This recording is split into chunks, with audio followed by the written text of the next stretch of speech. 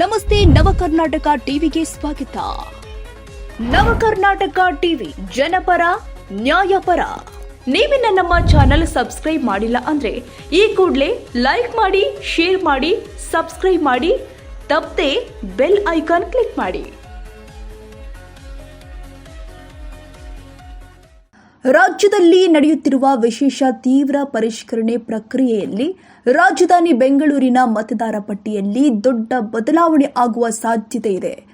ಬೆಂಗಳೂರಿನ 28 ವಿಧಾನಸಭಾ ಕ್ಷೇತ್ರಗಳಲ್ಲಿ ಸುಮಾರು 49.34 ಲಕ್ಷ ಮತದಾರ ಹೆಸರುಗಳು ಕರಡು ಮತದಾರ ಪಟ್ಟಿಯಿಂದ ಹೊರಗುಳಿಯುವ ಸಾಧ್ಯತೆ ಇದೆ.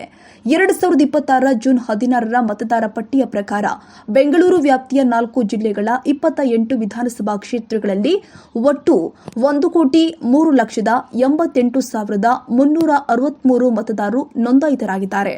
ಎಸ್ಐಆರ್ ಪ್ರಕ್ರಿಯೆ ಭಾಗವಾಗಿ ಬೂತ್ ಮಟ್ಟದ ಅಧಿಕಾರಿಗಳು ಮನೆ ಮನೆಗೆ ಭೇಟಿ ಕೊಟ್ಟು ಪರಿಶೀಲನೆ ನಡೆಸಿದ್ದಾರೆ.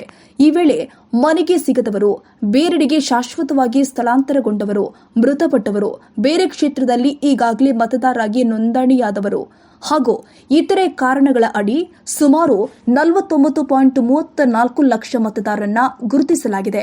ಈ ಹೆಸರುಗಳು ಮುಂದಿನ ಕರಡು ಮತದಾರರ ಪಟ್ಟಿಯಲ್ಲಿ ಕಾಣಿಸಿಕೊಳ್ಳದ ಸಾಧ್ಯತೆ ಇದೆ. ಆದರೆ ಹೆಸರು ಕೈಬಿದ್ದ ಮತದಾರರು ಆತಂಕ ಪಡುವ ಅಗತ್ಯವಿಲ್ಲ. ಕರಡು ಪಟ್ಟಿ ಪ್ರಕಟವಾದ ಬಳಿಕ ಅಗತ್ಯ ದಾಖಲೆಗಳೊಂದಿಗೆ ಫಾರ್ಮ್ 6 ಅರ್ಜಿ ಸಲ್ಲಿಸಿದರೆ ಅಧಿಕಾರಿಗಳ ಪರಿಶೀಲನೆ ಬಳಿಕ ಅರ್ಹರಿಗೆ ಮತ್ತೆ ಮತದಾರ ಪಟ್ಟಿಗೆ ಹೆಸರು ಸೇರಿಸಿಕೊಳ್ಳಲು ಅವಕಾಶ ನೀಡಲಾಗುತ್ತೆ.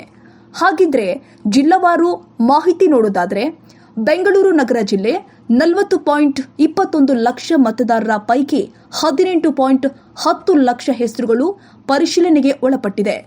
ಬಿಬಿಎಂಪಿ ಉತ್ತರ ಜಿಲ್ಲೆ 23.32 ಲಕ್ಷ ಮತದಾರರ ಪೈಕಿ 11.5 ಲಕ್ಷ ಹೆಸರುಗಳು. ಬಿಬಿಎಂಪಿ ಕೇಂದ್ರ ಜಿಲ್ಲೆ ನೋಡೋದಾದ್ರೆ 18.89 ಲಕ್ಷ ಮತದಾರರ ಪೈಕಿ 9.13 ಲಕ್ಷ ಹೆಸರುಗಳು. ಬಿಬಿಎಂಪಿ ದಕ್ಷಿಣ ಜಿಲ್ಲೆ ನೋಡೋದಾದ್ರೆ 21.44 ಲಕ್ಷ ಮತದಾರ ಪೈಕಿ 11.6 ಲಕ್ಷ ಹೆಸರುಗಳು. ಎಸ್ಐಆರ್ ಪ್ರಕ್ರಿಯೆಯಿಂದ ಬೆಂಗಳೂರಿನ ಮತದಾರ ಪಟ್ಟಿಯಲ್ಲಿ ಶುದ್ಧೀಕರಣ ನಡೀತಾ ಇದ್ದು ಅಂತಿಮ ಪಟ್ಟಿಯಲ್ಲಿ ಎಷ್ಟು ಹೆಸರುಗಳು ಉಳಿಯುತ್ತೆ ಎಂಬುದು ಮುಂದಿನ ಹಂತದಲ್ಲಿ ಸ್ಪಷ್ಟವಾಗುತ್ತೆ.